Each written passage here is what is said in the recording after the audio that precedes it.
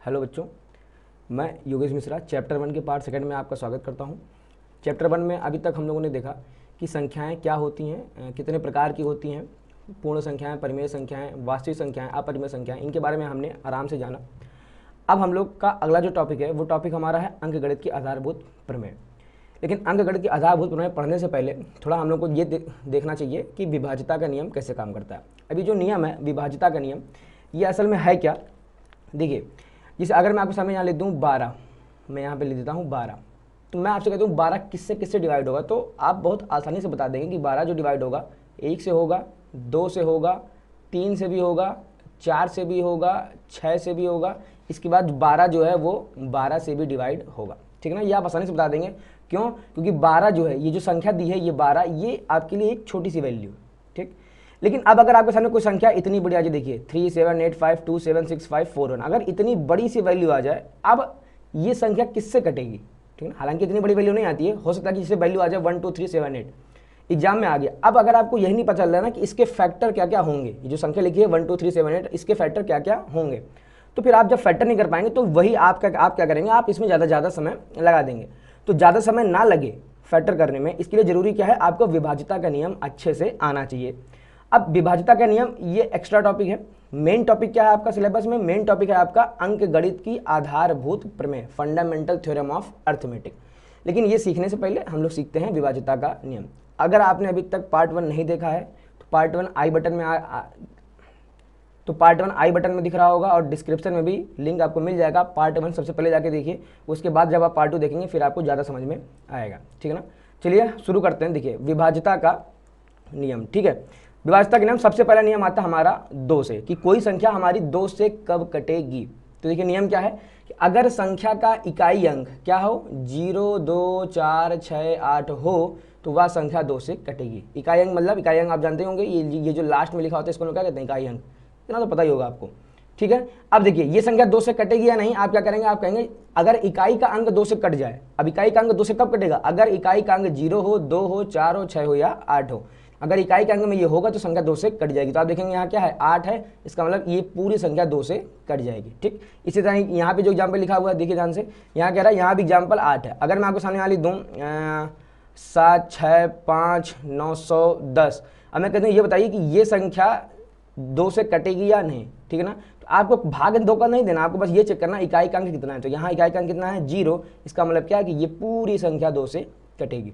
ठीक, अगला नियम आपका क्या कह रहा है, अगला नियम आपका कह रहा है वो 3 से, कोई संख्या 3 से कटेगी या नहीं। देखिए ये मैंने कर दिया फोकस मोड। अब जब मैं 3 से बोलूंगा तो देखिए ये वहाँ वाइट हो जाएगा। ठीक है ना, देखिए तो 3 से कोई संख्या कब कटेगी, अगर संख्या के अंकों का योग 3 से कट जाए। क्या कट जाए, अंकों का योग। फॉर एग्जाम्पल देखिए, जैसे यहाँ पे संख्या लिखी हुई है 3 7 8 5 2 7 6 5 4 1। ठीक है ना, इसको ओपन करके कैसे बोलेंगे, 37,37,000 37 खरब, ये कमेंट में लिख के बताइए कि इस संख्या को एकदम डिटेल में हम लोग कैसे बोलेंगे।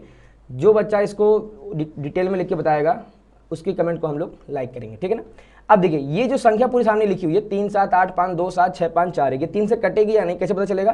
तो कुछ नहीं करना, ये इन सभी संख्याओं के अंकों को हमको क्या करना है, जोड़ देना है। ठीक है ना, इस संख्या में जितने भी अंक हो, है ना, 3 + 7 + 8 + 5, जितने भी अंक हो आपको जोड़ देना है। देखिए यहाँ हमने जोड़ के दिखा दिया कि 3 + 7 + 8 + 5 + 2 + 7 + 6 + 5 + 4 + 1। जब आप इनको जोड़ेंगे तो देखिए जोड़ के कितना आ जाएगा यहाँ पे 48। ठीक है ना, अब आपको पता होगा 48 3 से कटता है। अगर 48 3 से कटा, यहाँ लिखा देखिए जो कि 3 से कटता है, अगर अंकों का योग 3 से कट रहा है तो ये पूरी की पूरी संख्या भी 3 से कटेगी। सिंपल सी नियम है, अगर अंकों का योग 3 से कट रहा है तो पूरी की पूरी संख्या भी अंकों से कटेगी। ठीक, अब एक बार एक थोड़ा सा और हम लोग पढ़ते हैं इसमें। देखिए 48, अगर किसी बच्चे को नहीं यहाँ समझ में आ रहा है 48 कटेगा नहीं, अब देखिए 8 और 4 को आप फिर से जोड़िए, तो जैसे आप 8 4 फिर से जोड़ेंगे कितना आ जाएगा आपके पास यहाँ आ जाएगा 12। 12 तो 3 से कटता है, अगर आप कहते हैं 12 भी नहीं 3 से कटता, देखिए 2 और 1 जब जोड़ेंगे तो 2 और 1 फिर से कितना निकल जाएगा 3। अगर इसके अंकों को हमने जोड़ा तो जो जोड़ आया उसके अंक को 8 और 4 फिर से जोड़ दीजिए, जो आया इसको फिर से जोड़ दीजिए, घूम फिर के आप कहाँ पहुंच जाएंगे 3 पे। ठीक है ना, तो अगर संख्या के अंकों का योग 3 से कट रहा है तो संख्या भी 3 से कटेगी। ठीक है ना, सिंपल सा नियम है। अगला नियम हमारा क्या है, अगला नियम हमारा है कि संख्या 4 से कब कटेगी। तो 4 से देखिए क्या कह रहा है, अगर संख्या के आखिरी 2 अंक 4 से कट रहे हों तो वह संख्या भी 4 से कटेगी। ठीक है ना। जैसे एग्जाम्पल में देखिए 30 84, अब ये पूरी की पूरी संख्या 4 से कटेगी कि नहीं कटेगी, तो आपको करना क्या, आखिरी के 2 अंक पकड़े। आखिरी 2 अंक मतलब क्या, केवल 8 और 4, क्या पकड़ेंगे, केवल 8 और 4, ठीक है ना। अब देखिए 8 और 4 84 क्या भाग जाएगा, तो आप कहेंगे बिल्कुल जाएगा, 21 बार में कट जाएगा ये, ठीक है ना। अगर 2 अंक कट रहे हैं तो इसका मतलब ये पूरी की पूरी संख्या 4 से डिवाइड हो जाएगी। एक एग्जाम्पल और देखिए 4 1 2 3 6 8, ध्यान से देखेंगे 68 है ना, आखिरी के 2 अंक क्या है 6 और 8, तो क्या 68 क्या कटता है, तो अगर आपको पहाड़ याद होंगे 4 का 17 का, तो 4 × 17 क्या हो जाएगा 68, यानी ये कट के ये कट जाएगा, ठीक है ना।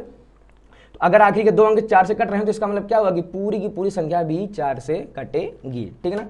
अब देखिए अगला क्या कह रहा है, 5 से अगर संख्या का इकाई अंक 0 या 5 हो, कौन सा अंक, इकाई अंक, तो वह संख्या 5 से कटेगी। जैसे 2 3 6 5 4 0, देखिए इसका इकाई अंक कितना है, इसका इकाई अंक आप देखेंगे तो इकाई अंक आपको कितना दिख रहा है, यहाँ पे 0 है इकाई अंक, तो जब इकाई अंक 0 है तो इसका मतलब क्या, ये पूरी की पूरी संख्या 5 से कट जाएगी। इसी प्रकार देखिए इसमें हम लोग देखेंगे 9 6 2 1 4 7 8 5, इसमें क्या है देखिए ध्यान से, इकाई का अंक कितना है 5 है ना, ये है ना इकाई का अंक 5, तो इसका मतलब क्या, ये पूरी की पूरी संख्या 5 से कट जाएगी। अगर आप 5 के टेबल को ध्यान से देखेंगे, देखिए अगर हम 5 का अगर हम लोग पहाड़ा लिखते हैं यहाँ पे क्या आता है, देखिए 5 दूनी 10, 5 3 15, 5 चौको 20, 5 25, ऐसे आता है। अब आप सॉरी 26 नहीं 50 25, 5 छक्का 30 आएगा यहाँ पे, ठीक है ना। तो जब आप 5 के टेबल को देते, देखिए इकाई का अंक देखिए यहाँ पे 5 है, यहाँ पे 0 है, फिर से 5, फिर से 0, फिर से 5, फिर से 0, ठीक है ना। यही कारण है, देखिए इकाई का अंक क्या 5 0 5 0 5 0 आ रहा है, यही कारण है क्या कि अगर किसी संख्या का इकाई अंक 0 या 5 हुआ तो वो संख्या 5 से कटेगी, अगर नहीं हुआ तो वो संख्या 5 से नहीं कटेगी, सिंपल सा नियम है, ठीक।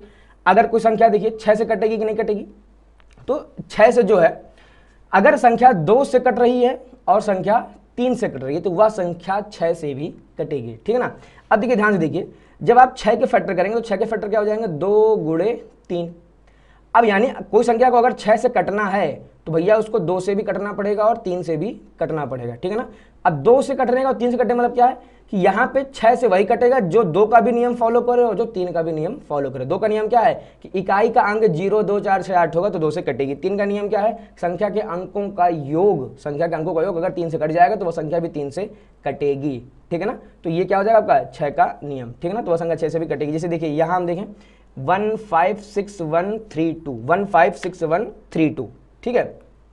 सबसे पहले देखेंगे हम लोग चेक करेंगे ये 2 से कट रहा है कि नहीं, तो देखिए सबसे 2 से कटने के लिए हम इकाई का अंक देखेंगे, तो इकाई का अंक यहाँ पे है कितना, तो इकाई का अंक आप कहेंगे यहाँ पे है 2 है, ठीक है ना, इकाई का अंक कितना आपके यहाँ 2 है, तो ये 2 से कट जाएगा। अब हमको चेक करना है 3 से कटेगा कि नहीं कटेगा, तो देखिए 3 से कटने के लिए हम इन सभी अंकों को हमें जोड़ना है, तो 5 और 1 6 6 6 12 और ये 1 13 3 16 2 18, 18 3 से कटता है या नहीं, आप कहेंगे कटता है। इसका मतलब क्या हुआ, ये संख्या 2 से भी कट रही है, ये संख्या 3 से भी कट रही है, इसका मतलब ये संख्या 6 से भी कटेगी, ठीक है ना बच्चों। उम्मीद है आपको समझ में आ रहा होगा। सवाल करें, देखिए 6 के बाद हम लोग देखेंगे 8 से, कोई संख्या 8 से कब कटेगी। अब यहाँ पे आप कहेंगे 6 के बाद 7 कहाँ गया, 7 का जो नियम होता है वो नियम बहुत कॉम्प्लिकेटेड नियम होता है, ठीक है ना। वो नियम लगाने से अच्छा है कि आप सीधे 7 का भाग देख के चेक कर लीजिए, अगर 7 का भाग चला गया तो वही आपके लिए सबसे सिंपल सा नियम है, ठीक है ना। इसलिए 7 का नियम हमने यहाँ पे लिखा नहीं है। फिर भी अगर आप कहेंगे तो मैं इसका एक अलग से वीडियो में बना के डाल दूंगा, कमेंट में बताइएगा अगर आपको 7 का नियम जानना है तो मैं इसको अलग से वीडियो बना के मैं डाल दूंगा। 8 से देखते हैं क्या कह रहा, संख्या के आखिरी 3 अंक अगर 8 से कट जाएं तो संख्या भी 8 से कटेगी। जैसे एग्जांपल देखिए 2 3 5 6 4 0, ठीक है ना। अब आखिरी के 3 अंक देखिए यहाँ पे क्या है, तो 6 4 0 यानी 640, अगर 640 8 से कट जाएगा तो ये पूरी की पूरी संख्या भी 8 से कटेगी। तो 640 भाग देंगे तो 8 × 8 8 64, 80 बार में जाएगा और पूरी पूरी संख्या कट जाएगी। इसका मतलब क्या हुआ, ये पूरी की पूरी संख्या क्या है, ये पूरी की पूरी संख्या आपकी 8 से कट जाएगी, ठीक है ना। अब देखिए यहाँ देखेंगे हम लोग 544 के 8 से कटेगा तो आपको यहाँ 544 में 8 से भाग देना पड़ेगा, ठीक है ना। आप 8 से भाग देंगे तो 8 छक 48, ठीक है ना, 8 छक 48 यानी 6 बार गया, फिर कितना सिंपल बचेगा यहाँ पे 6 64 8 8 64 यानी 68 बार में क्या हुआ, 68 बार में ये 544 कट गया। इसका मतलब पूरी की पूरी संख्या भी 8 से डिवाइड हो जाएगी, ठीक है बच्चों। उम्मीद आपको समझ में आया होगा।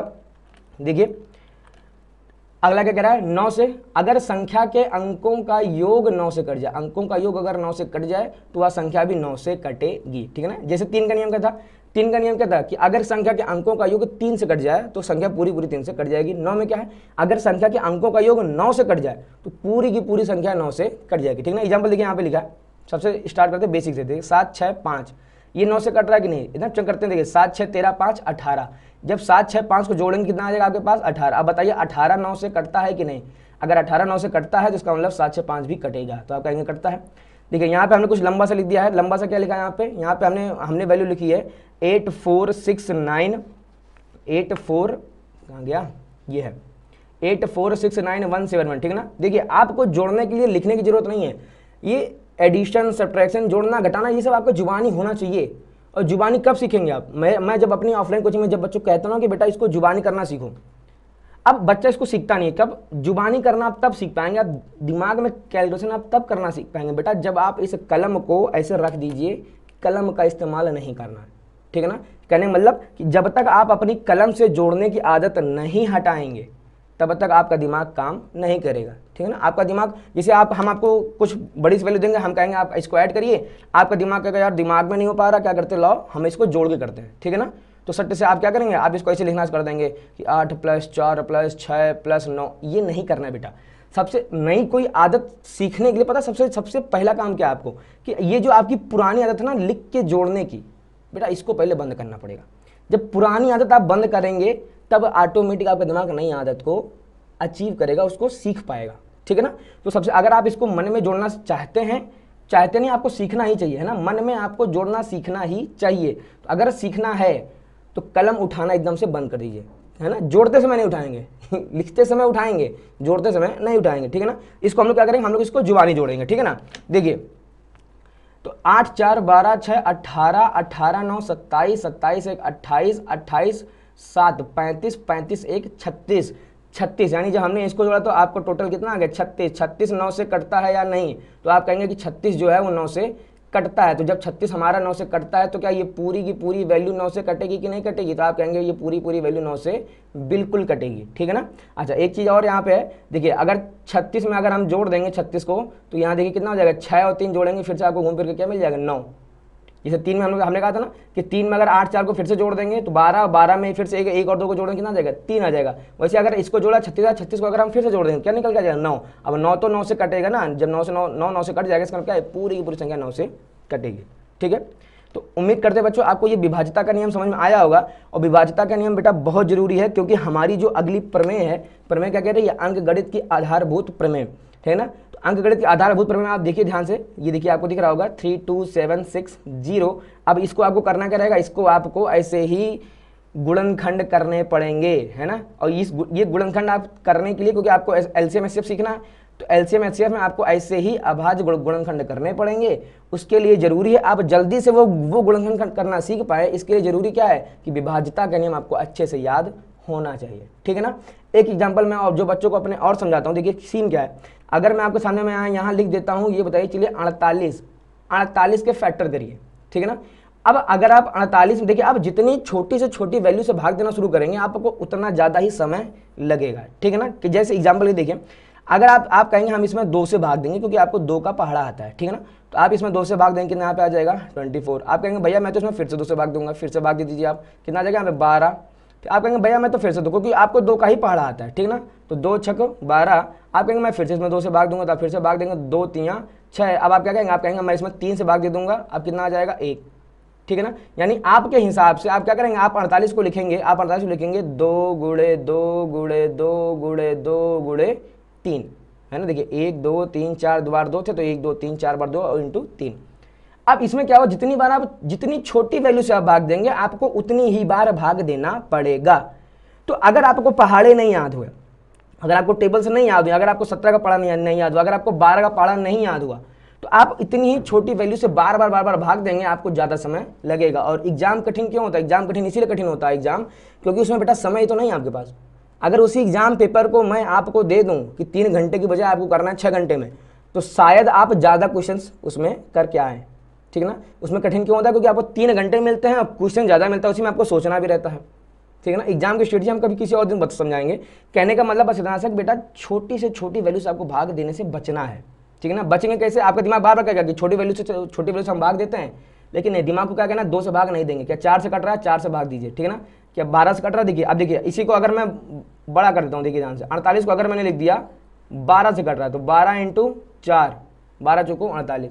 अब अगर आप और बड़े हैं तो आप कह देंगे ये तो सीधे कट रहा है 24/2, ठीक है ना। देखिए आप जितने ज़्यादा आपको पहाड़ आएगा आप उतनी ही आसानी से भाग देना सीख पाएंगे, ठीक है ना। अब देखिए ध्यान से कैसे करेंगे, हमने इसको ले दिया 48 को 12 गुणे 4, 12 को मैं फिर से लिख दूंगा 4 गुणे 3 गुणे 4। अब 4 में 2 की घात 2, ये भी 2 की घात 2, तो 2 की घात 2 गुणे 2 की घात 2 कितना हो जाएगा, 2 की घात 4 गुणे 3।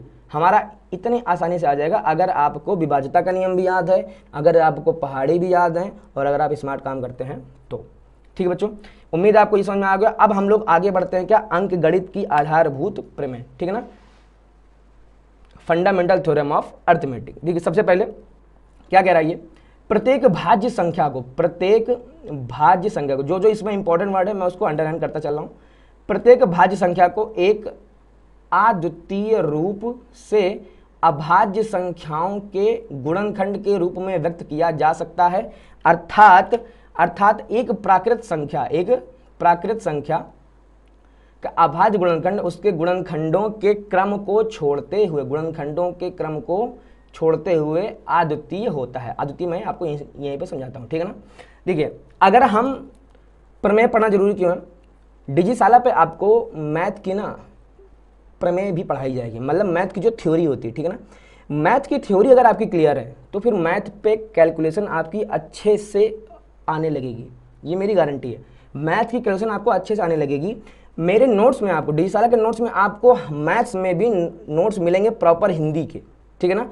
लास्ट ईयर एक क्वेश्चन आया था बोर्ड में, ठीक है ना, मुझे नहीं पता किस सेट में था, बट सात सेट बनते, 7 में से किसी एक सेट में क्वेश्चन था कि अंक गणित की कहाँ गया, ये गणितज्ञों का राजकुमार किसे कहा जाता है, गणितज्ञों का राजकुमार किसे कहा जाता है। अब ये डिजिशाला के बच्चे करके आए थे, और किसी जगह आपको ये थ्योरी देखने को नहीं मिलेगी, सब जगह केवल फार्मूले और फार्मूले पे सवाल लगाना लोग शुरू कर देते हैं। हम आपको थ्योरी सिखाते हैं, क्यों, अगर थ्योरी अच्छी है तो बेटा कुलदीप जैसे मार्क्स आप भी ला सकते हैं ना। आपने हमारा देखा ही होगा रिजल्ट, कुलदीप अवस्थी के कितने नंबर आए थे, 100 में 99, ठीक है ना, ये मैथ्स का स्कोर था। इंग्लिश में कितने आए थे उसके, 95 आउट ऑफ 100। साइंस में उसके कितने आए थे, 94 आउट ऑफ 100, ठीक है ना। डिजिशाला के नोट्स और डिजिशाला की स्ट्रेटजी, हम लोग जल्दबाजी में पढ़ाई कभी नहीं कराते। एक स्ट्रेटजी है, बहुत स्लो तरीके से पढ़ाई करिए, लेकिन जितना पढ़ी एकदम सॉलिड पढ़ी, ठीक है ना। तो हम डिजिशाला में आपको क्या मिलेगा, आपको ये नोट्स बहुत प्रॉपर अच्छे तरीके से मिलेंगे बेटा, ठीक है ना। किसी बड़े युद्ध को जीतना है तो बड़े युद्ध को जीतने में वो जो स्ट्रेटजी होती है ना वो बहुत इंपॉर्टेंट होती है। वो स्ट्रेटजी ही कई बार पूरा का पूरा गेम चेंज करके रख देती है। वो स्ट्रेटजी हम आपको यहाँ पे प्रोवाइड कराएंगे, वो कराने के लिए ही हम यहाँ पे आए हैं। बस आपको भरोसा रखना होगा हम लोगों के ऊपर, ठीक है बेटा। सबसे पहले देखिए हम लोग शुरू करते हैं, इसको हटाते हैं। जो चीज़ें हम लोगों ने यहाँ पे मेंशन करी सबसे पहले हम लोग उसको क्लियर करते हैं। क्या कह रहा है, हमने कहा प्रत्येक भाज्य संख्या को। अब सबसे पहले क्वेश्चन आता है कि भाज्य संख्या क्या होती है। तो भाज्य संख्या क्या होती है, जिसमें जो एक और स्वयं के अतिरिक्त अन्य संख्याओं से भी कट जाए, या उल्टा बोलें तो जो किसी और संख्या से कट जाए उसको हम कहते हैं भाज्य संख्या, ठीक है ना। तो उम्मीद है सबसे पहले आपको इसका वर्ड का मतलब समझ में आ गया होगा। भाज्य संख्या कह रहा अद्वितीय रूप से। अद्वितीय रूप मतलब क्या होता है, देखिए अगर आप संधि विच्छेद करते हैं, किसका, अद्वितीय का, क्या करते हैं, अगर आप अद्वितीय का संधि विच्छेद करें क्या आ जाएगा, देखिए आ धन द्वितीय, आ धन द्वितीय। अब देखिए आ मतलब आप जानते होंगे, आ मतलब नहीं, द्वितीय मतलब दूसरा, अद्वितीय मतलब दूसरा नहीं, या थोड़ा सा मैं उल्टा बोलूं, दूसरा नहीं मतलब जो अपने जैसा एक हो, इकलौता हो। इकलौते को हम घुमा फिरा क्या बोलते हैं भाई साहब, ये अद्वितीय है, ठीक है ना। जैसे ताजमहल अपने आप में एक अद्वितीय संरचना है ना, उसके जैसा पूरी दुनिया में कोई और बिल्डिंग नहीं है, ठीक है ना। तो ताजमहल क्या है, अपने आप में एक इकलौता यानी अद्वितीय संरचना है, ठीक। ये क्या कह रहा है कि प्रत्येक भाज्य संख्या को, जितनी भाज्य संख्याएं हैं उन सबको अद्वितीय रूप से, यानी जितनी भाज्य संख्याएं हैं उनको हम लोग क्या कर सकते हैं, अभाज्य संख्याओं के गुणनखंड के रूप में व्यक्त कर सकते हैं। अभाज्य संख्याओं के गुणनखंड के रूप में। अब ये अभाज्य संख्या क्या, वो अभाज्य संख्याएं वे जो एक से कटे और स्वयं से कटे, ठीक है ना। अभी और क्लियर करते हैं। अर्थात एक प्राकृत संख्या, प्राकृत संख्या मतलब कि जो एक से शुरू हो और कहां तक जाए, अनंत तक जाए, इनको हम लोग क्या कहते हैं, एक प्राकृत संख्या, ठीक है ना। एक प्राकृत संख्या का अभाज्य गुणनखंड, अभाज्य गुणनखंड जब हम लोग करेंगे तो गुणनखंडों के क्रम को छोड़ते हुए अद्वितीय होता है। अब देखिए समझते हैं, 32,760, इसके जब आप फटा करें क्या आएगा, 2 गुणे 2 गुणे 2 गुणे 3 गुणे 3 गुणे 5 गुणे 7 गुणे 13, ठीक। अब देखिए 2 गुणे 2 गुणे 2 3 बार है, 2 गुणे 2 गुणे 2 कितनी बार है, 3 बार है। ये देखिए 3 बार है, हमने क्या लिख दिया इसको, 2 की पावर 3। फिर देखिए 3 इंटू 3 कितनी बार है, 2 बार है, तो आप क्या कहेंगे 3 की पावर 2। फिर 5 एक बार है तो 5 एक बार लिख दिया, फिर 7 एक बार है, 13 एक बार है, 7 और 13 हमने एक एक बार लिख दिया, ठीक है। अब देखिए, अब ये आपका क्या होगा, ये फैक्टर हो गया, ठीक है ना। अब यहाँ देखिए 2 है, 3 है, 5 है, 7 है और 13 है, यानी कि 32,760 में 2 है, 3 है, 5 है, 7 है और 13 है। अब 2 कितनी बार है, तो आप कहेंगे 2 की पावर 3 है, 2 3 बार है, ठीक है ना। 3 कितनी बार है, 3 2 बार है ना। 5 कितनी बार है, 1 बार है। 7 कितनी बार है, 1 बार है। 13 कितनी बार है, 1 बार है, ठीक है ना। अब इसके गुणन अभाज्य गुणनखंड में देखिए, अब ये जितनी संख्या आपके सामने यहाँ दिख रही है 2 3 5 7 13, ये सब की सब कैसी हैं, ये सब की सब हैं आपकी अभाज्य संख्याएं, ठीक है ना। 32,760 ये जो संख्या थी 32,760, 32,760 जो था वो भाज्य था, लेकिन हमने जब इसके फैक्टर कर दिए तो इसके फैक्टर में जो संख्याएं आ रही 2 3 5 7 13, ये संख्याएं अपने आप में कैसी संख्याएं, ये हैं अभाज्य संख्याएं। समझ में आया। तो यही कह रहा था ना कि अभाज्य संख्याओं के गुणनखंड के रूप में व्यक्त किया जा सकता है। देखिए हमने 32,760 हमने इसके गुणनफल के रूप में व्यक्त कर दिया है। ये क्या है, आपकी अंक गणित की आधारभूत प्रमेय, फंडामेंटल थ्योरम ऑफ अर्थमेटिक्स, ठीक बच्चों। अब देखिए यहाँ पे एक चीज और है, इसको मैं हटाता हूं। एक चीज यहाँ पे और क्या है, यहाँ पे देखिए लिखा है गुणनखंडों के क्रम को छोड़ते हुए, गुणनखंडों के क्रम को छोड़ते, मतलब जैसे हमने यहाँ पे क्या लिखा, पहले 2 लिखा, फिर 3, फिर 5, फिर 7, फिर 13, यानी हमने क्या लिखा, हमने इसको आरोही क्रम में लिखा, यानी इंक्रीजिंग ऑर्डर में लिखा ना, बढ़ते हुए क्रम, पहले 2 फिर 3 फिर 5 फिर 7 फिर 13। अब अगर कोई बच्चा इसको ऐसे लिख दे, कोई बच्चा पहले लिख दे 5, फिर लिख दे 3 की घात 2, फिर लिख दे 13, फिर लिख दे 2 की घात 3, फिर लिख दे 7, ठीक है ना। अब जब आप इन संख्याओं को गुणा कराएंगे भाई साहब, तो आपको कितना मिलेगा, अभी भी आपको कितना मिलेगा, 32,760, ठीक है ना।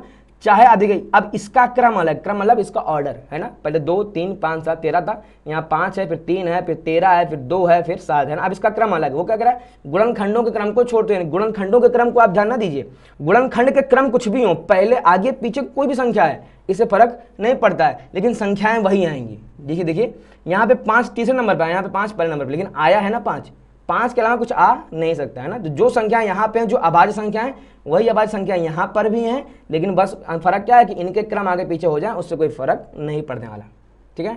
उम्मीद करते हैं अंक गणित की आधारभूत प्रमेय, फंडामेंटल थ्योरम ऑफ अर्थमेटिक्स आपको अच्छे से आई होगी। इससे ज़्यादा डिटेल में बेटा कोई नहीं पढ़ाएगा आपको, ठीक है ना। डेसाला आपको बहुत स्लो पढ़ाएगी, slow and study wins the race. वही कछुआ खरगोश वाले कहानी किसी दिन मैं आपको सुनाऊंगा बहुत डिटेल में, ठीक है ना।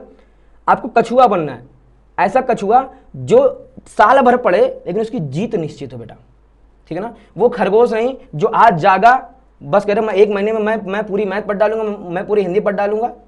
आपको ये नहीं बनना है। आपने ऐसे बच्चे देखे होंगे जो 1 महीना जो से पढ़ते हैं, फिर कहते हैं ठीक है हम पढ़ देंगे यार, ये नहीं करना है। इसको आप एकदम दिमाग में उठा लीजिए। Slow and study wins the race. Slow चलिए और स्टडी मतलब कंटिन्यू चलिए, ठीक है ना। अगर आप ऐसा करेंगे तो ही आप रेस जीत पाएंगे, ठीक है ना। हमारा काम है स्ट्रेटजी बताना, बाकी आपका काम है स्ट्रेटजी फॉलो करना या ना करना, ठीक है ना। तो इसको मैं हटाया दे रहा हूँ, उम्मीद आपको समझ में आ गया होगा, ठीक है बेटा। अब हम लोग आगे बढ़ते हैं, देखते हैं कि इसके ऊपर किस तरह से सवाल वो आपसे पूछता है ना। देखिए सबसे पहले कुछ पढ़ते थ्योरी क्या कह रहा है, अंक गणित की आधारभूत प्रमेय की सही उपपत्ति कार्ल फ्रेडरिक गॉस ने दी थी, ठीक है ना। ये वैज्ञानिक का नाम है कार्ल फ्रेडरिक गॉस। इन्होंने सबसे पहले अंक गणित की आधारभूत प्रमेय की सही उपपत्ति दी, ठीक है ना। अब चूंकि इन्होंने दिया, इसी कारण से कह रहा है जिस कारण से उन्हें गणितज्ञों का राजकुमार कहा जाता है, प्रिंस ऑफ मैथमेटिक्स, ठीक है ना, गणितज्ञों का राजकुमार। ये क्वेश्चन आ चुका है, फिर से आ सकता है, किस में आएगा, ये एमसीक्यू में आएगा 1 नंबर में, ठीक है। अगला देखिए क्या कह रहा है, यूक्लिड विभाजन एल्गोरिथम और अंक गणित की आधारभूत प्रमेय दोनों ही धनात्मक पूर्णांकों के 2 अति महत्वपूर्ण गुण हैं, ठीक है ना। अब यूक्लिड विभाजन एल्गोरिथम अभी तक आपके सिलेबस में था, 2023-24 के बोर्ड में आपका ये हट चुका है, इसलिए हमने आपको इसको नहीं पढ़ाया, ठीक है ना। बट आप फिर भी आपको नाम पता होना चाहिए कि यूक्लिड विभाजन एल्गोरिथम और अंक गणित की आधारभूत प्रमेय, ये दोनों प्रमेय जो हैं, ये दोनों प्रमेय कहाँ लगेंगी, ये दोनों प्रमेय लगेंगी धनात्मक पूर्णांकों पे ही, पूर्णांकों में, यानी ये दोनों प्रमेय माइनस वाली संख्याओं पे काम नहीं करेंगी, केवल कहाँ काम करेंगी, धनात्मक पूर्णांक पे, ठीक बेटा। अब कुछ सवाल आता है, देखिए सबसे पहले हम लोग कुछ सवालों को लगाते हैं। क्या कह रहा है, व्याख्या कीजिए कि 3 × 12, देखिए आपके सामने उसने एक वैल्यू दे दी, क्या 3 × 12 × 101 + का 4। अब ये एक अभाज्य संख्या है या भाज्य संख्या है, ठीक है ना। अब आपका सबसे पहला काम क्या, आपको याद होना चाहिए कि भाज्य संख्या क्या होती है और अभाज्य संख्या क्या होती है। तो अभाज्य संख्या क्या, जो केवल एक से कटे और स्वयं से कटे, ठीक है ना। और भाज्य संख्या क्या, जो एक और स्वयं व्यतीत किसी और से भी कट जाए, ठीक है ना। अब देखिए सबसे पहले आप क्या करेंगे, सबसे पहले आप यहाँ पे संख्याओं को लिखेंगे। सबसे पहले आप यहाँ हेडिंग तो डाल ही देंगे, आप कितना लिखेंगे यहाँ पे हल, ठीक है ना। क्या लिखेंगे आप यहाँ पे 3 गुणे 12 गुणे 101 प्लस का 4, ठीक। अब थोड़ा सा समझते पहले, देखिए यहाँ से लेके यहाँ तक ये एक पद है और ये यहाँ से लेके यहाँ तक ये दो पद है, ठीक है ना। यानी ये जो लिखा हुआ है ये यहाँ से लेके यहाँ तक पूरा पूरा प्रथम पद है और ये यहाँ से लेके यहाँ तक द्वितीय पद है, ठीक है ना। अगर हम दो संख्याओं को इंटू करा के लिख दें तो वो एक ही पद माने जाते हैं, इंटू करा के या बट्टे करा के, ठीक है ना। जैसे मैंने यहाँ लिख दिया x प्लस वाई, अब इसमें कुल कितने पद होगा 2, या मैं यहाँ पे लिख दूँ, चलिए मान लीजिए मैंने यहाँ लिख दिया 2x माइनस का 3, इसमें कुल कितने पद हो गए 2 पद हो गए। लेकिन अगर मैं यहीं पे लिख दूँ x इंटू वाई, भाई साहब एक पद है, ठीक है ना। या मैं लिख दूँ x बटे वाई यानी x अपॉन वाई, भाई साहब कितने पद हैं, एक पद है, ठीक है ना। तो अगर दो संख्याएं, दो से ज्यादा भी संख्या है, जैसे अब यहाँ पे क्या है, यहाँ पे देखिए 3 संख्याएं, 3 गुणे 12 गुणे 101, अब ये 3 पद नहीं है, पद एक ही है, संख्याएं 3 है उसमें, ठीक है ना। तो इस पूरे में देखिए कुल कितने पद हैं, 2 पद हैं, ठीक है ना। ये समझा दिया आपको। अब इस पूरे में जब 2 पद हैं, देखिए ध्यान से हटाते हैं इसको, इस पूरे में कुल कितने पद हैं, इस पूरे में हमने कहा इस पूरे में है आपके 2 पद, ठीक है ना। तो देखिए यहाँ इन दोनों पदों में हम देखने का प्रयास करेंगे क्या कुछ कॉमन है, ठीक है ना। देखिए यहाँ पे 4, तो यहाँ से केवल 4 कॉमन आ सकता है या फिर 2 कॉमन आ सकता है, ठीक है ना। ये 4 इसमें है क्या, आप कहेंगे नहीं, 4 इसमें है क्या, नहीं, सॉरी 4 12 में तो है। अब इन दोनों से हम क्या कर देंगे, 4 को बाहर निकाल लेंगे, ठीक है ना। तो यहाँ पे तो 3 रहेगा, 12 में से 4 बाहर गया, 12 में कितना बचेगा 3 और 101 ऐसे ही रहेगा, और प्लस ये बेटा प्लस है, ठीक है ना। ये क्या है यहाँ पे, ये प्लस है, ठीक, प्लस, अच्छा 4 तो बाहर चला गया, क्या बचा यहाँ पे 1। अब आप क्या कराएंगे, गुणा करा देंगे, गुणा कराना देखिए 3 इंटू 3 9, 9 को गुणा कराएंगे इसमें 101 में, तो कितना निकल जाएगा 909 प्लस का 1।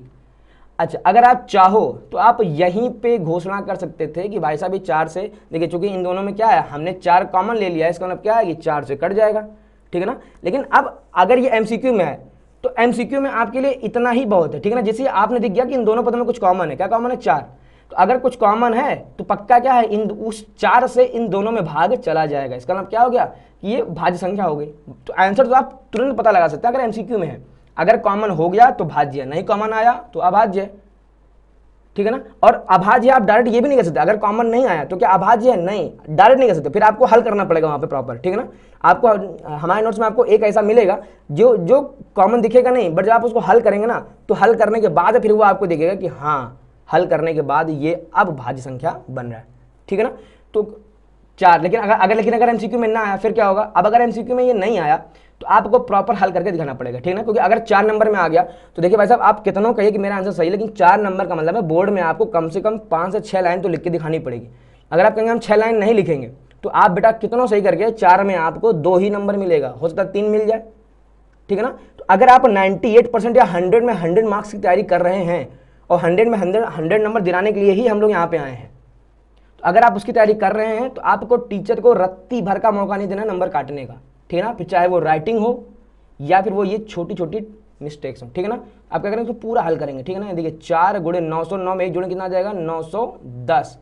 अब आप 4 का भाग देखिए, अब आप इसको तोड़ के दिखा दीजिए, 4 गुणे, अब 910 को तोड़ेंगे कितना आ जाएगा 13 इंटू 7 इंटू 10, 10 का मतलब 2 गुणे 5। जब आप 910 के फैक्टर करेंगे 13 से 91 गुणे 10, ठीक है ना। इतना करके दिखा दीजिए। अगर आपको और अच्छा करना तो आप क्या लीजिए, 4 को क्या लिख देंगे 2 की घात 2, 2 की घात 2, तो 2 की घात 2, अच्छा 1 2 यहाँ भी है तो 2 की घात 2 और ये जोड़े कितना होगा 2 की घात 3 हो जाएगा, 2 की घात 3 इंटू 5 इंटू 7 इंटू 13। देखिए ये ऑर्डर भी सही था, कोई दिक्कत नहीं था, ठीक है ना। अगर आप इस 2 को इसमें लिख देते तो ऑर्डर सही था, है ना। लेकिन ज़्यादा अच्छा क्या माना जाएगा, आरोही क्रम में हो तो ज़्यादा अच्छा माना जाता है, ठीक है ना। अब आप देखिए ये जो संख्याएं लिखी थी आपके पास 3 गुणे 12 गुणे 101 प्लस 4, ये किसे किसे कट रहा है, ये 2 से भी कटेगा, ये 5 से भी कटेगा, ये 7 से भी कटेगा और ये 13 से भी कटेगा। इसका मतलब क्या है, ये एक भाज्य संख्या है। उम्मीद आपको समझ आएगा, इससे डिटेल आपको कोई नहीं समझा पाएगा बेटा, ठीक है ना। देखिए इसकी भाषा हमने यहाँ पे लिख दी है। देखिए मैं आपको हर सवाल के बाद भाषा क्यों दूंगा, क्योंकि भाषा का बेटा खेल होता है, यहाँ पे भाषा का खेल होता है आपका बोर्ड एग्जाम है, ठीक है ना। ये ऊपर मैंने समझाया आपको अच्छे से समझ में आ गया होगा। देखिए लिखेंगे कैसे इस चीज़ को, लिखेंगे हम लोग कि जो दिया है इसको हम लोग 3 × 4 इंटू 101 + 4। हमने देखिए यहाँ पे किया क्या है, हमने इस 12 को तोड़ दिया किसमें, 3 × 4 में। ठीक, इसके बाद देखिए हमने क्या कर दिया, हमने यहाँ पे फिर हमने 4 कॉमन ले लिया, जिसे 4 कॉमन लेंगे ये बन जाएगा, फिर इसका अंदर गुणा करा देंगे 4 × 910। अब भाषा क्या लिखेंगे, हम जानते हैं कि भाज्य संख्या वह होती है जो एक और स्वयं के अतिरिक्त के अन्य किसी संख्या से भी कटती है। चूंकि दी गई संख्या 4 से विभाजित हो रही है, अतः दी गई संख्या एक भाज्य संख्या है। ठीक है ना, बट ये भाषा लिख के आएंगे तो टीचर के ऊपर एक अच्छा इंप्रेशन पड़ेगा और आपको फुल में से फुल मार्क्स देगा। ठीक है ना। अब देखिए एक टाइप का सवाल ये था, अंक गणित की आधारभूत प्रमेय के ऊपर पहला टाइप का सवाल क्या था, आपसे ऐसे पूछ सकता है कि ये संख्या भाज्य है या अभाज्य है। ठीक है ना। अगला देखिए सवाल कैसा आता है, अगला सवाल आपसे आ जाएगा, क्या किसी प्राकृत संख्या n के लिए 6 की पावर n अंक 0 पर समाप्त हो सकती है। 6 की पावर n अंक। अब देखिए थोड़ा समझने का प्रयास करते हैं। पहले सवाल देखिए, सवाल समझना बहुत जरूरी है। अगर आपको सवाल समझ में नहीं आ रहा कि भाई साहब सवाल कह क्या रहा है, कि भैया सवाल क्या कह रहा है, सवाल का मतलब समझ में नहीं आएगा ना, तो आप आंसर दे नहीं पाएंगे। ठीक है ना। सबसे पहले आपका ये काम है समझना कि सवाल का मतलब क्या है। अब समझते हैं, कह रहा है कि 6 की पावर n कोई अंक है, 6 की पावर n कोई अंक है। अब कोई n क्या है, यहाँ पे n है आपका प्राकृत संख्या। प्राकृत संख्या क्या होती है, यानी 1 से शुरू होती है, यानी n का मान हम रखते जाएं, 1 से शुरू कर रहे हैं और रखते जाएं। जैसे हमने n का मान रखा 1 तो 6 की पावर 1 हो जाएगा, n का मान रखा हमने 2 तो 6 की पावर 2 हो जाएगा, हमने n का मान रखा 3 तो 6 की पावर 3 हो जाएगा, n का मान रखा हमने 4। ठीक है ना। ऐसे हम n के मान बदलते चले जाएं। तो अब मुझे ये बताइए कि जब हम n का मान यहाँ रखेंगे तो क्या 6 की पावर n अंक 0 पर समाप्त होगा। 0 पर समाप्त होने का मतलब देखिए 6 की पावर 1 का मतलब कितना होता है 6, 6 की पावर 2 का मतलब कितना होता है 36। ठीक है ना। 6 की पावर 3 का मतलब कितना होता है, तो 6 का 36, 6 का क्यूब कितना होता है बताएंगे 216। ठीक है ना। इसका क्यूब आप हमें कमेंट में बताइए, सॉरी क्यूब नहीं, 6 की पावर 4। ठीक है ना, ये आपको कमेंट में यहाँ पे बताना है कि 6 की पावर 4 कितना होता है। ठीक है। अब देखिए जब 6 की पावर 1 था ये कहाँ पे समाप्त हुआ, समाप्त हुआ 6 पर। 6 की पावर n अंक कहाँ पे समाप्त हुआ, 6 की पावर n अंक आपका समाप्त हुआ 6 पर। ठीक, 6 की पावर 2 अंक कहाँ समाप्त हुआ, ये भी समाप्त हुआ 6 पर। समाप्त होने का मतलब इकाई अंक कितना है। ठीक है ना। 6 की पावर 3 समाप्त हुआ कहाँ पे 216, यानी क्या अंक कहाँ समाप्त हुआ, ये 6 पे समाप्त हुआ। और 6 की पावर 4 कहाँ समाप्त हुआ आप ये नहीं कहेंगे कि कमेंट पर, ये आपको कमेंट में लिख के बताना है कि कितने पे समाप्त होगा। ठीक है ना। अब देखते हैं सवाल मतलब कह रहा है कि n का ऐसा क्या मान रखें कि जो आप देख रहे हैं ना इकाई अंक 6 6 6 6 6 6 ना आके 0 है। ठीक है ना। कह रहा है n के किस मान के लिए 6 की पावर n अंक 0 पर समाप्त होगा। n का ऐसा आप यहाँ पे कौन सा मान रख दीजिए n का कि जिसको आप ओपन करिए, जिसको आप हल करिए और इकाई का अंक कितना आ जाए 0 आ जाए, आपको इसको बताना है। ठीक है ना। अब देखिए, अब ये उम्मीद आपको सवाल समझ में आ गया होगा। ठीक है बेटा, अगर सवाल समझ में आ गया होगा तो अब हम लोग बढ़ते हैं आगे। देखिए अब सवाल समझ में आ गया, अब हम लोग ये करते हैं 0 बनता कैसे है। सबसे पहला क्वेश्चन कि किसी भी संख्या के इकाई में जब 0 आता है तो वो आता कैसे है, ये समझने का प्रयास करें। देखिए सबसे पहले जब आप गिनती गिनना शुरू करते हैं, जब आप प्राकृतिक संख्याएं शुरू करते हैं, देखिए क्या आता है 1 2 3 4 5 6 7 8 और 9। कितना आएगा जब आप 1 लिखना शुरू करेंगे तो क्या, सॉरी जब आप गिनती लिखना शुरू करेंगे तो 1 2 3 4 5 6 7 8 9। अच्छा, इसके बाद भाई साहब हो सकता है 10 भी आता, तो आपको पता ही होगा। ठीक है। और इसके बाद फिर शुरू हो जाता है क्या, फिर 11 12 13 ऐसे चलता रहेगा, कहाँ तक जाएगा फिर से 20 तक। ठीक है। अब देखिए सबसे पहली बार इकाई अंक 0 कहाँ आता, सबसे पहली बार तो आप कहेंगे सबसे पहली बार 0 कहाँ आपको मिला, यहाँ पे मिला। ठीक, फिर इसके बाद 10 के बाद आप पढ़ेंगे 11 12 13 14 15 17 18 19 20। ठीक है ना। फिर 0 कहाँ मिला 20 पे मिला। फिर इसके बाद अब आप 20 के अगर आगे बढ़ेंगे तो 0 कहाँ मिलेगा 21 22 23 24 25 26 27 29 30। कहाँ 0 मिलेगा 30 पर। इसके आगे बढ़ेंगे 40 50 60 70 80 90। ठीक है ना, समझ में आ गया होगा। अब जहां जहां 0 मिल रहा है पहले हम लोग उनका करते हैं पोस्टमार्टम। क्या करते हैं पोस्टमार्टम, कैसे करेंगे देखिए 10 को लिया बेड पे लिटाया, 20 को लिया बेड पे लिटाया, 30 को लिया बेड पे लिटाया। 10 का पोस्टमार्टम करेंगे, कैसे करने मतलब पोस्टमार्टम मतलब फैक्टर करेंगे। ठीक है ना, कौन सा फैक्टर, अभाज्य गुणनखंड आई ना, अंक गणित का आधारभूत प्रमेय आई ना। तो अब 10 कैसे, इसका जब पोस्टमार्टम करेंगे तो इसके पेट में आपको मिलेगा 2 और 5। 20 के जब आप फटा करेंगे तो 4 गुणे 5 20, तो 4 को हम लोग लिख देंगे 2 की घात 2 गुणे 5। 30 को हम लोग क्या लिख देंगे, देखिए 30 को हम लोग लिखेंगे 2 गुणे 3 गुणे 5, 2 3 6 5 30। ठीक है ना। अब ध्यान से देखिए आखिरी में 0 है यहाँ पर, थोड़ा सा मैं पेन चेंज कर लेता हूँ पहले। आखिरी में 0 कहाँ आपको दिख रहा है यहाँ पर, तो इसके पेट में क्या मिला 2 और 5, यानी इसके पोस्टमार्टम में 2 और 5। यहाँ भी यहाँ के पोस्टमार्टम में आपको क्या मिला 2 और 5। अच्छा 30 में पोस्टमार्टम क्या मिला 2 और 5 तो मिला ही मिला, 3 भी मिला, ठीक है ना। अब इसका मतलब क्या है, आखिरी का जीरो कौन बना रहा बार बार बार बार। अब अगर ये 3 जीरो बनाता तो 3 भाई साहब यहाँ भी होता और यहाँ भी होता, लेकिन 3 यहाँ तो है नहीं, तो मतलब जीरो कौन बना, जीरो 3 तो नहीं बना रहा है, फिर बना कौन रहा है 2 और 5, ठीक है ना। अच्छा अकेला 2 भी नहीं बना रहा है, थोड़ा और समझने प्रयास करिए।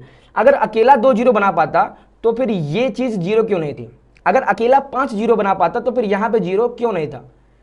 ये अकेले अकेले जीरो नहीं बनाएंगे, लेकिन अगर इन दोनों का हम क्या कराते हैं मल्टीप्लाई, तो 2 गुणे 5 क्या बन जाएगा जीरो, ठीक है ना। 20 देखिए 2 की पावर 2 गुणे 5, ये कितना आ जाएगा फिर से 20, ठीक है ना।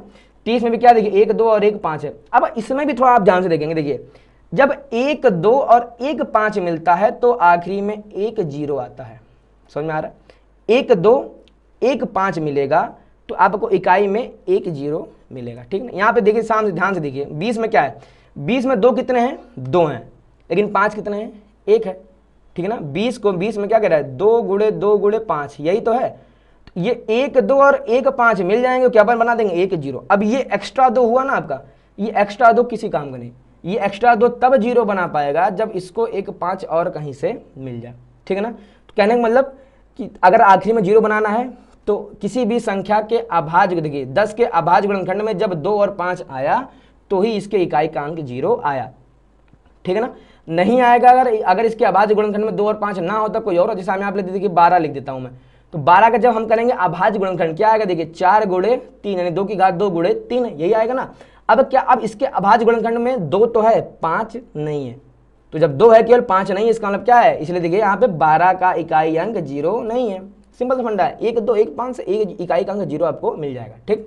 अच्छा देखिए अगर सबसे पहले 2 बार जीरो आपको कहाँ मिलता है, आप कहेंगे 100 पे मिलता है ना। अब 100 2 जीरो का मतलब कि पक्का 100 में 2 बार 2 होगा और 2 बार 5 होगा, ठीक है ना। देखिए 100 को अगर मैं लिख दूं 10 गुणे 10, फिर इस 10 को मैं ब्रेक कर दूं 2 गुणे 5 में, और इस 10 को भी मैं ब्रेक कर दूं 2 गुणे, देखिए 1 2 2 कितनी बार है 2 बार, 5 कितनी बार है 2 बार, तो जितने 2 जितने उतने ही अगर 5 है तो उतने ही आपको जीरो यहाँ पे मिल जाएंगे। उम्मीद करता हूँ आपको ये समझ में आ गया होगा। समझ में नहीं आया हो बेटा तो फिर से इस वीडियो को थोड़ा सा 5 मिनट पीछे कर लीजिए और दोबारा देखिए, ठीक है ना।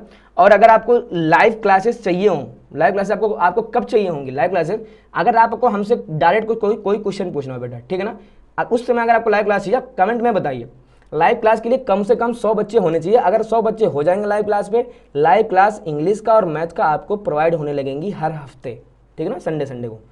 तो उम्मीद करते ही समझ में आ गया। अब ये तो हमने समझा दिया कि भैया मेरे जीरो बनता कैसे है। सबसे पहले हमने आपको समझाया कि सवाल का मतलब क्या था, फिर हमने आपको समझाया कि जीरो कैसे बनता है। अब देखते हैं, ठीक है ना। अब हम लोग क्या करेंगे, ये जो 6 की पावर n है ना, इस 6 का पोस्टमार्टम करेंगे। क्या करेंगे, इस 6 का पोस्टमार्टम करेंगे। तो जब 6 का पोस्टमार्टम में क्या मिलेगा 2 और 3, क्या इसमें 5 है, नहीं है। जब 5 है तो इसका मतलब क्या, ये जीरो नहीं बनाएगा। आप n का कोई भी मान रखिए, है ना, 6 की पावर n का मान कोई भी रखिए, n का मान 6 की पावर n, आप n का मान कोई भी रखिए, इसका इकाई का अंक कभी भी जीरो नहीं आने वाला। क्यों, क्योंकि इकाई का अंक पावर पे डिपेंड नहीं करता। इकाई का डिपेंड किस पे करता है, इस 6 के पोस्टमार्टम पर, मतलब 6 के अभाज्य गुणनखंड पर, ठीक है ना। अभाज्य गुणनखंड में चूंकि 2 और 3, अगर 2 और 5 होता तो n का मान कुछ भी रखिए आपको क्या मिलेगा, हमेशा जीरो ही मिलेगा इकाई का अंक, ठीक है ना। तो अब देखिए इसकी भाषा आपके चाहिए, तो हमने आपको सवाल समझा दिया। भाषा कैसे लिखेंगे, देखिए भाषा क्या कह रहा है, यदि कोई संख्या जीरो पर समाप्त होती है, तो समझने का प्रयास करेगा बेटा। ये भाषा आपको लिखना है, जो मैंने समझा दिया इतनी देर से, वो आपको भाषा लिखना है। क्या कह रहा है, यदि कोई संख्या जीरो पर समाप्त होती है तो वह 2 और 5 दोनों से विभाजित होती है, अर्थात उस संख्या के अभाज्य गुणनखंड में 2 और 5 दोनों आते हैं, परंतु हमें दी गई संख्या 6 की power n is equal to 2 into 3 की पावर n। हमने क्या किया, 6 को हमने ब्रेक करके दिखा दिया 2 इंटू 3, है ना। 6 का मैंने पोस्टमार्टम कर दिया 2 गुणे 3 के रूप में लिख दिया। पावर देखिए, पावर n यहाँ भी था तो पावर n यहाँ भी है ना, परंतु हमें दी गई संख्या 6 की पावर n बराबर 2 गुणे 3 की पावर n के अभाज्य गुणनखंड में केवल 2 आता है, 5 नहीं, ठीक है ना। केवल इसमें आपको क्या दिख रहा है, 2 दिख रहा है, 5 नहीं। अतः n का ऐसा कोई मान नहीं जिसके लिए 6 की पावर n अंक जीरो पर समाप्त होगा। n का ऐसा कोई मान नहीं, आप कुछ भी मान रखिए n का मान आप 100 रख दीजिए, है ना। अगर आप यहाँ लिख देंगे ना 6 की पावर 100, तो वो भी इकाई का अंक जीरो नहीं आएगा, ठीक है ना। उम्मीद आपको समझ में आ गया होगा। अब देखिए हम लोग देखते हैं आगे, आगे क्या सवाल है। देखिए आपको कुछ कुछ सवाल ऐसे देखने को मिल जाएंगे कि निम्न गुणनखंड वृक्षों को पूरा कीजिए। इतने इंपॉर्टेंट नहीं है, बट गुणनखंड वृक्ष क्या होता है, देखिए अब जैसे एक वृक्ष की शाखाएं निकली होती है ना नीचे नीचे, ये वही है। देखिए ये मेन वृक्ष है ना, इसकी शाखा निकली एक इधर इधर, इसकी वाई की शाखा निकली इधर और इधर, इसकी शाखा निकली इधर और इधर, इसकी शाखा निकली इधर और इधर। तो उसका कहना है कि ये क्या हो गया, एक गुणनखंड वृक्ष हो गया। गुणनखंड वृक्ष कैसे हो गया, देखिए ध्यान से देखते हैं। गुणनखंड वृक्ष ऐसे हो गया, देखिए 7 और जेड का अगर आप गुणा कराएंगे तो आपको कितना मिल जाएगा, 371, है ना। मतलब क्या है कि 371 के ये दोनों क्या है, गुणनखंड है ना। ऐसे 1855 के ये दोनों क्या है, गुणनखंड है। ऐसे y के गुणनखंड कौन है, 3 और 1855। ऐसे x के गुणनखंड क्या है, 2 और y, इसलिए इसको कहते हैं गुणनखंड वृक्ष। ठीक है ना, करना बड़ा आसान है। ठीक है ना, देखिए हम लोग कैसे करेंगे, यहाँ हम डालते हैं a नंबर, कैसे करेंगे, 7 इंटू जेड, 7 इंटू जेड बराबर में कितना आना चाहिए, 371। 7 का भाग दे देंगे, 7 × 5 = 35, 7 × 3 = 21, यानी जेड का मान कितना आ जाएगा आपका 53। ठीक है ना, अब जेड का मान आ गया आपका 53। अब देखिए वाई का मान कैसे आएगा, अगर हम इन दोनों का गुणा करा देते, किसका, 3 और 1855 का, तो क्या मिल जाएगा आपको, वाई का मान। तो सीधा आप यहाँ के लिए देंगे वाई बराबर 3 इंटू 1855। ठीक है, गुणा कराएंगे तो 3 × 5 = 15, 3 × 5 = 15, एक 16 हासिल लगाएगा, 18 × 3 = 54 और एक 55, 5565। अच्छा एक्स का मान आपको कैसे मिल जाएगा, एक्स का मान आपको कैसे मिल जाएगा, जब 2 का गुणा करा देंगे वाई में, तो हम लोग यहाँ लिखेंगे क्या, 2 इंटू वाई। वाई का मान कितना अभी आपने निकाला, 5565, यहाँ रखेंगे क्या, 5565। फिर 2 का हम क्या कराएंगे, इसमें गुणा कराएंगे, 2 × 5 = 10, 2 × 6 = 12, एक 13 हासिल कितना लगा, एक 55 × 110 और एक 111। ठीक ना बच्चा, तो उम्मीद है आपको समझ आ गया गुणनखंड वृक्ष। ठीक है ना, जैसे यहाँ पे ध्यान से देखिए, जब हम लोग यहाँ क्लिक कर देते हैं, मैं बी नंबर भी कर देता हूँ। अगर 7 का गुणा मैं जेड में कराऊंगा कितना मिल जाएगा, 161। ठीक है ना, तो मैं यहाँ लिखूंगा क्या, 7 × जेड बराबर 161। 7 का भाग दे देंगे तो देखिए जेड का मान आ जाएगा, तो 7 दूनी 14, 7 × 3 = 21, कितना आ गया, जेड का मान 23 आ गया। अब यहाँ देखिए जब 7 का गुणा मैं कराऊंगा 161 में कितना मिल जाएगा, वाई। तो चलिए यहाँ करा देते हैं, वाई बराबर कितना आ जाएगा, वाई बराबर कहा जाएगा 7 × 161। गुणा करा देंगे, 7 के नंबर 7, 16 × 7 = 112, तो 1127। ठीक है ना, फिर हमको क्या करना है, देखिए x कैसे आएगा, जब 2 को गुणा करा देंगे किसमें, इसमें, तो चलिए x ले देते हैं। x बराबर कितना आ जाएगा, 2 × 3 381, 2 × 1 2, 2 × 8 16, फिर 33 × 66, 66 और एक 67, कितना आ जाएगा, 6762। ठीक है ना, यहाँ देखिए ये तो छोटा सा है, तो 7 × 21 आप कर देंगे, x का सीधा सीधा मान कितना आ जाएगा, 21। और जब 4 का गुणा कराएंगे 21 में, तो y का कितना मान आएगा, 4 के नंबर 4 दूनी 8 है, कितना आ जाएगा, y का मान 84। तो ये आपका आपका आ गया y का मान 84, x का मान कितना आ गया 21। ठीक है ना, देखिए यही सेम काम आप यहाँ कर सकते हैं। ठीक, 13 × 5 कराएंगे तो आपको y का मान कितना मिल जाएगा, आपको मिल जाएगा y का मान 13 × 5 = 65। और जब 3 का गुणा कराएंगे 195 में, आपको कितना मिल जाएगा, x का मान। ठीक है ना, x का मान कितना आया ये आपको कमेंट में लिख के हमको बताना है। और ये था आपका एक और टाइप, अंक गणित की आधारभूत प्रमेय पर कैसे कैसे और टाइप के सवाल आते हैं। ठीक है ना, अब देखिए निम्न संख्याएं भाज्य हैं या नहीं है, आपको इसका भी मान बताना है। ठीक है, चलिए हम लोग देखते हैं। अब यहाँ पर हम इतना डिटेल में आपको नहीं बताएंगे, एकदम डिटेल भाषा हमने आपको ऊपर करा रखा था, है ना, हमारे ये एग्जाम्पल में। कहाँ गया, ये देखिए, है ना, हमने आपको यहाँ पे एकदम डिटेल में समझाया था कि कैसे बात संख्या है पता करते हैं कि नहीं। अब हम लोग उन सवालों को हम लोग कैसे देखेंगे, अब हम लोग इन सवालों को हम लोग देखेंगे कि ये सवाल अगर एमसीक्यू में आ जाए तो भाज्य है कि नहीं। ठीक है ना, अब देखिए सबसे पहले हम लोग देखते हैं क्या, पहला सवाल हमने कहा था अगर इनको हमें शॉर्ट में करना हो तो हम लोग क्या देखेंगे, देखिए ये यहाँ से लेके यहाँ तक पहला पद और ये दूसरा पद, देखेंगे इन दोनों में कुछ कॉमन है, तो आप कह देंगे भैया इन दोनों में क्या कॉमन है, 13 कॉमन है, अंदर बचा कितना 7 × 11 यानी 77 और प्लस का 1। ठीक है ना, ये 13 कॉमन, इसका मतलब क्या, ये जो संख्या लिखी कैसी, भाज्य 13 से कटेगी ही कटेगी। ठीक है ना, देखिए शॉर्ट में ऐसे करेंगे आपको। अब देखिए यहाँ पर देखते हैं हम लोग क्या, सवाल नंबर दूसरा देखते हैं। ठीक है ना, थोड़ा सा पेन चेंज कर रहे हैं, ग्रीन बहुत देर से लिख रहे हैं। अब देखिए बी नंबर अगर हम लोग देखें, यहाँ से लेके यहाँ तक पहला पद है, दूसरा पद केवल छोटा सा है, सब संख्या कैसे लिखी गुणे में। अब देखिए इन दोनों पदों में क्या कुछ कॉमन है, आप कहेंगे 5 कॉमन है, क्या कहेंगे 5 कॉमन है। तो जैसे 5 कॉमन है, अब अंदर कुछ भी आए हमें फर्क नहीं पड़ता, ये संख्या कैसी है, भाज्य है। अब अगर ये सवाल लॉन्ग में आता, अगर ये पूरा सवाल लॉन्ग में आता 4 नंबर में 6 नंबर में, तो हम क्या करते, फिर जैसे हमने आपको अभी इससे पहले समझाया था, पूरी भाषा हम लोग वैसे लिख के दिखाते। ठीक है ना, ये आपका होमवर्क है। देखिए अगर मैं आपको सब कुछ यहाँ करके दिखा दूंगा ना बेटा, आप प्रैक्टिस नहीं करेंगे, मैथ्स प्रैक्टिस से आएगी। हमें डीशाला की प्रत्येक टीचर को आपका कोच बनना है, मैं आपका गाइड बनना नहीं चाहता हूँ। मैं चाहता हूँ आप अपना दिमाग ओपन करिए, आप सवाल लगाइए, फिर भी सवाल ना आए ना, आप फिर हमको कमेंट करिए कि ये सवाल हमको समझ में नहीं आया है। मैं आपको लाइव क्लास में समझाऊंगा कि सवाल कैसे करेंगे, सोचते कैसे हैं, ये सिखाना है।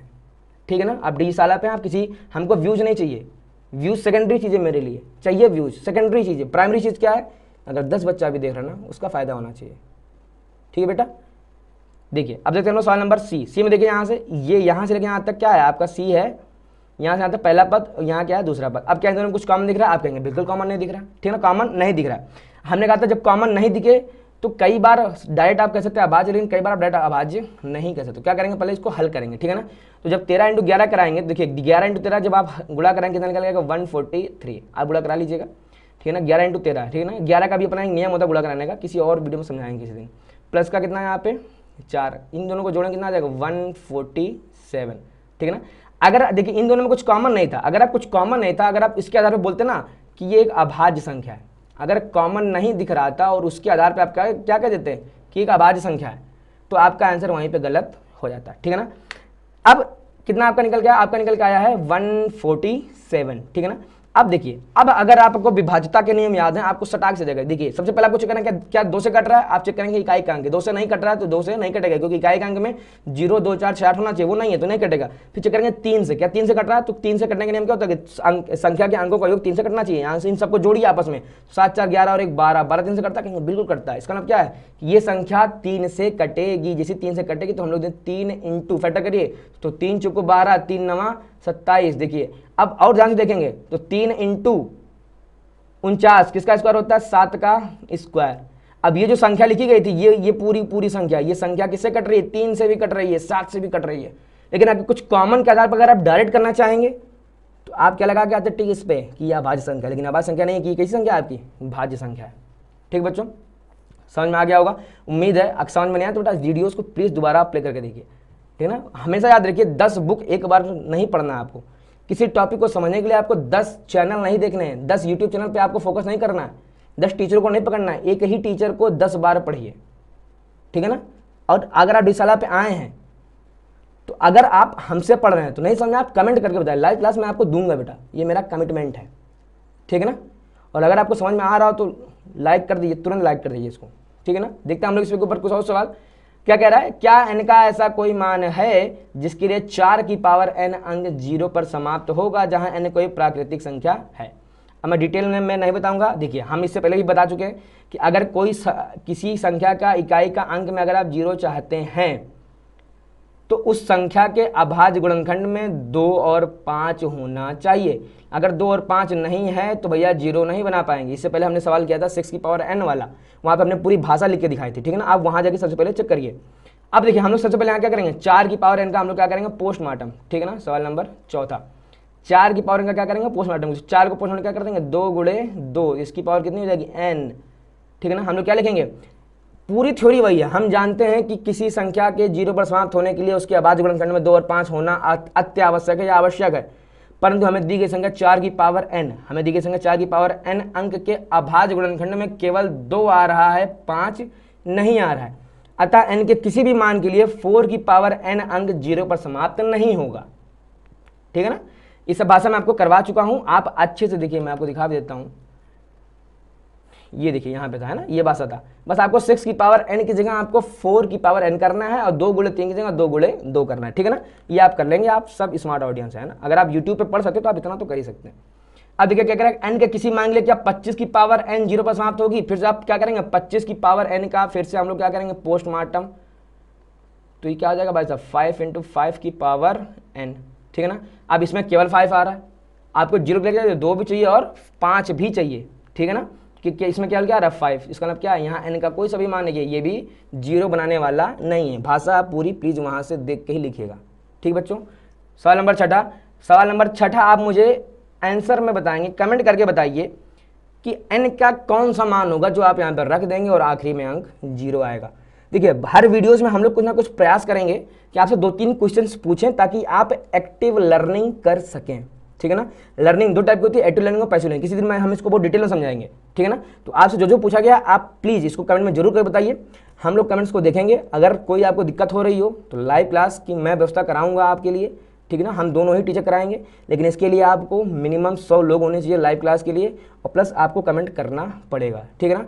तो इसके 100 लोगों के लिए आप अपने दोस्तों को भी ये वीडियो शेयर करिए। वीडियो समझ में आ जाओ तो लाइक करिए, शेयर करिए, सब्सक्राइब करिए चैनल। और ऐसे पूरे साल हम लोग पढ़ने वाले हैं बेटा, पूरे साल ठीक है ना। और कोई कोई क्लिक बेट नहीं, क्लिक बेट मतलब कोई हम आपको शॉर्टकट नहीं देंगे, शॉर्टकट सिखाएंगे कब सिखाएंगे, बोर्ड के समय सिखाएंगे, जब बोर्ड में 1 महीना बाकी होगा तब हम अपना गियर चेंज करेंगे, क्या करेंगे हम आपको तब उस समय शॉर्टकट सिखाएंगे, ठीक है ना। उम्मीद करते हैं अंक गणित की आधारभूत प्रमेय समझ में आ गई होगी आपको, है ना। ये चैप्टर नंबर 1 हम लोग पढ़ रहे हैं, इसके ये पार्ट नंबर 2 था, जल्द ही आपको पार्ट 3 मिलेगा। और अगर आपने अभी तक चैनल को फॉलो और सब्सक्राइब नहीं किया तो प्लीज़ फॉलो करिए, ठीक है ना। और इस पूरी सीरीज मैथ की जो सीरीज हम लोग लॉन्च कर रहे हैं मैथ की और इंग्लिश की, इसको प्लीज़ फॉलो करिए। और ठीक है, आज के लिए इतना ही रखते हैं।